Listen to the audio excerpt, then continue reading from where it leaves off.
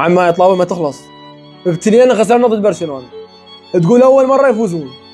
هسه ادري بكم انتم صار لكم موسم صفري مستواكم يلا حققتوا بطوله، بس مو لهالدرجه. الله يساعد ريال مدريد كل شهر يحقق بطوله، يوميا بطوله حقيقه.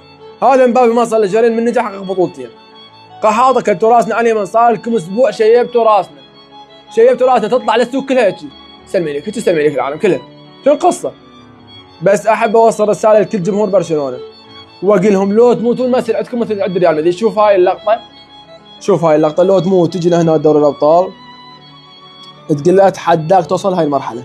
حامل اللقب ريال مدريد اكثر من توج ريال مدريد، لو تموت ما توصل هاي المرحله. تجي لهنا الطب تلقى اكثر من حق دوري الابطال 15 من بعد الايسي من بعد ليفربول من بعد بايرن ميونخ من بعد عود برشلونه. لو تموتون ما توصلون. مو قالها عصام الشوال، قال لو يقعد ريال مدريد 10 سنوات بدون تتويج وبدون اي بطوله يحققها لو يقعد مسموح له. ريال مدريد مسموح له لان ريال مدريد ما خلى بطوله ما حققها ولا الا بالصداره يوقف الا اعلى شيء. هو ما يرضى الا اعلى شيء.